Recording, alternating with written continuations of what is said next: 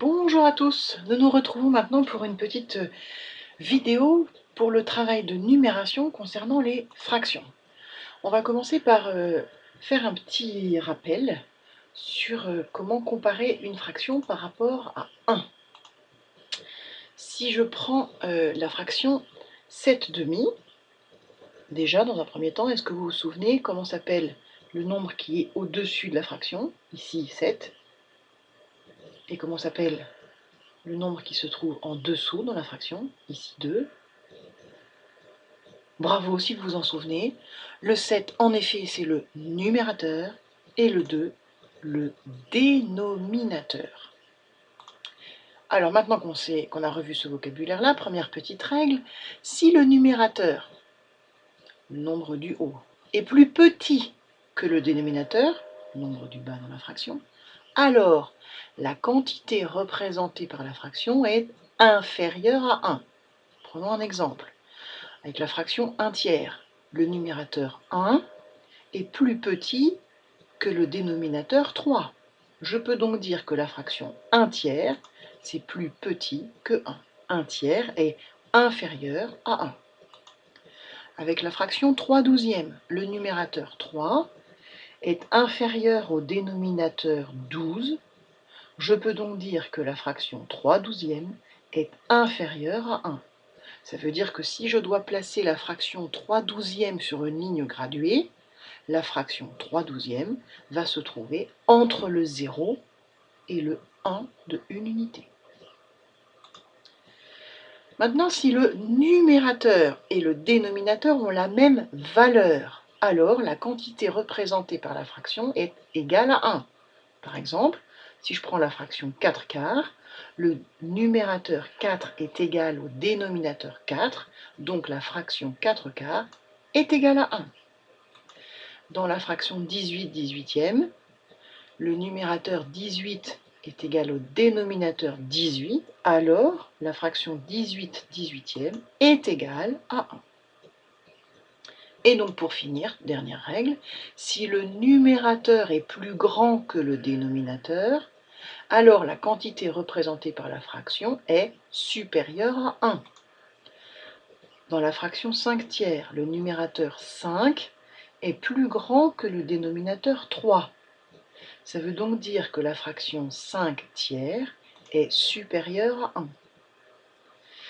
Dans la fraction 15/10, le numérateur 15 est supérieur au dénominateur 10, ce qui signifie que la fraction 15/10 est supérieure à 1. Et si je dois placer cette fraction 15/10 sur une ligne graduée, ça veut donc dire que j'irai placer la fraction 15/10 au-delà de la première unité. J'irai placer la fraction 15/10 plus loin que le 1. Maintenant qu'on a revu ça, on va voir comment décomposer une fraction. Lorsque la fraction est supérieure à 1, lorsque la fraction est plus grande que 1, je peux la décomposer sous la forme d'une somme, d'un nombre entier et d'une autre fraction qui, elle, sera inférieure à 1. Regardons cela avec un exemple. Prenons la fraction 7/2. Je vais la décomposer. Puisqu'elle est en demi, cette fraction, je ne vais pas la décomposer n'importe comment. Je vais utiliser comme base 2/2. Pourquoi je prends 2/2 comme fraction et non pas 4/4, parce que ça me plairait bien aussi? Non, je vais prendre 2/2 parce que la fraction 7/2, elle est sur des demi, elle est écrite sur 2. Et 2/2, c'est très pratique avec ce qu'on a revu, parce que 2/2, je sais que ça fait une unité. Je reprends donc ma décomposition. 7/2, c'est égal à 2/2 plus 2/2 plus 2/2 plus 1/2. Puisque la fraction 2/2 est égale à une unité, je vais prendre 2/2 plus 2/2 plus 2/2, c'est-à-dire 1 plus 1 plus 1, et j'écris que c'est égal à 3. Et je garde le plus 1/2 que je ne peux pas simplifier. Ainsi, 7/2, c'est égal à 3 unités plus 1/2. En suivant le modèle que je viens d'expliquer, Vous allez faire de la même façon avec les deux fractions qui viennent. Donc je vous remets le modèle pour que vous l'ayez sous les yeux, et je vous demande de faire ce même genre de décomposition avec la fraction 9 quarts et avec la fraction 8 sixièmes. Vous prenez le temps de faire ça sur votre cahier d'essai, vous allez faire pause dans la vidéo, vous prenez le temps qu'il vous faut, et vous essayez la décomposition. Et dès que vous avez fini, vous remettez lecture et on se retrouve pour faire la correction. Bon courage! À tout de suite!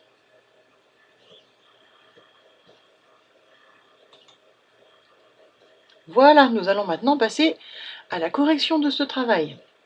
J'espère que ça ne vous a pas posé trop de problèmes. Nous allons regarder ça ensemble. Alors, prenons cette fraction 9 quarts. Comment vais-je la décomposer? Est-ce que je vais la décomposer en demi, comme la fraction que j'avais tout à l'heure? Non, bien sûr, puisque mon dénominateur est 4, je vais utiliser comme base de ma décomposition la fraction 4 quarts. Et je vais utiliser 4 quarts autant de fois qu'il faut pour m'approcher le plus possible de 9 quarts.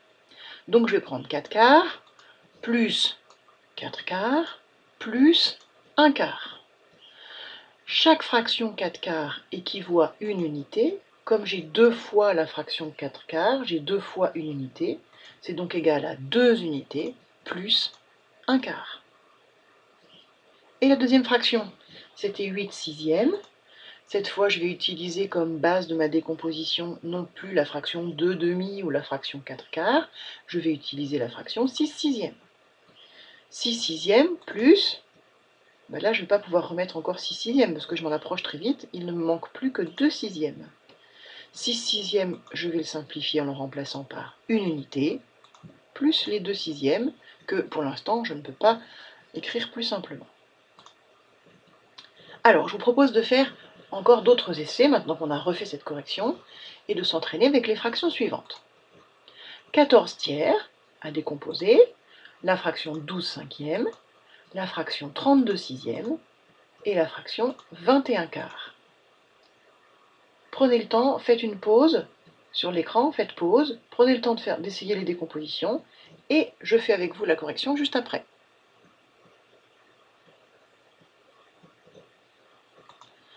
Voilà, j'espère que vous avez eu le temps de faire.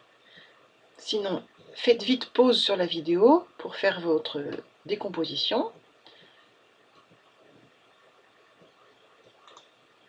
Et si maintenant vous êtes prêts, on va se lancer dans la décomposition de ces 4 fractions. Commençons par la fraction 14 tiers. Cette fois, je vais utiliser comme base de décomposition 3 tiers. Je vais donc prendre 3 tiers, plus 3 tiers, plus 3 tiers, plus 3 tiers, plus 2 tiers. Chacune des fractions 3 tiers équivaut à une unité. Donc comme j'ai 4 fractions 3 tiers, j'obtiens 4 unités, plus les 2 tiers, qui restent au bout. Pour la fraction 12 cinquièmes, cette fois je vais prendre 5 cinquièmes. Il va m'en falloir encore 5 pour arriver à 10 cinquièmes. Et après, il ne me manque plus que 2 cinquièmes pour aboutir aux 12 cinquièmes. Chacune des fractions 5 cinquièmes, c'est égal à 1. Donc j'ai 1 plus 1, plus 2 cinquièmes. 1 plus 1, ça fait 2 unités. Plus les 2 cinquièmes, que je ne peux pas réduire. Regardons maintenant la fraction 32 sixièmes. 32 sixièmes, je vais décomposer en prenant 6 sixièmes, plus 6 sixièmes, plus 6 sixièmes. Je ne suis pas encore arrivé à 32, donc je continue. Plus 6 sixièmes, plus 6 sixièmes. Cette fois, j'arrive à 30 sixièmes, me semble-t-il. Il ne me reste donc plus que 2 sixièmes pour compléter. Chacune des fractions 6 sixièmes, c'est la même chose qu'une unité. Et là, je compte une fois, 2 fois, 3 fois, 4 fois, 5 fois la fraction 6 sixièmes. C'est-à-dire que j'ai 5 fois 1. C'est donc égal à 5 unités, plus 2 sixièmes, que je ne peux pas réduire. Enfin, pour l'instant. Au collège, je vous apprendrai à simplifier encore cette écriture. Il nous reste la dernière fraction, 21 quarts. Cette fois, je vais faire avec 4 quarts, plus 4 quarts, plus 4 quarts, plus 4 quarts, plus 4 quarts, et il me manque juste un quart pour compléter. Chacune des fractions 4 quarts équivaut à une unité, Comme j'ai écrit 5 fois la fraction 4 quarts, il me reste donc 5 unités plus 1 quart. Voilà pour ces décompositions. J'espère que ça a été pour vous. Alors maintenant, on va regarder. Peut-être que certains ont déjà bien compris l'astuce et qu'ils sont capables de faire directement la décomposition, passer de 14 tiers à 4 plus 2 tiers, s'ils ont bien compris l'astuce. Écrire directement 14 tiers égale 4 plus 2 tiers. Mais dites-moi, regardez bien cette fraction. Regardez à quoi ça ressemble. 14 tiers. Dans la table de 3, qu'est-ce qui s'approche le plus de 14? C'est 4. Et il reste 2. Ah, d'accord. Cela ne ressemblerait-il pas, par hasard, mais par pur hasard, vraiment, à ce que nous travaillons en calcul mental depuis quelques jours? Dans la table de 3, qu'est-ce qui s'approche le plus de 14? C'est 4, puisque 4 fois 3 font 12. Et il reste 2 pour aller jusqu'à 14. Alors, pour ceux qui le peuvent, on essaie de passer directement de la fraction à l'écriture d'une somme d'un entier plus une fraction. Mais si certains préfèrent passer par l'étape intermédiaire en écrivant la décomposition en entier, vous avez bien sûr tout à fait le droit. Alors on va tenter avec la fraction 14 cinquièmes, avec la fraction 23 tiers et avec la fraction 29 quarts. Allez-y, faites une pause sur la vidéo et on se retrouve juste après.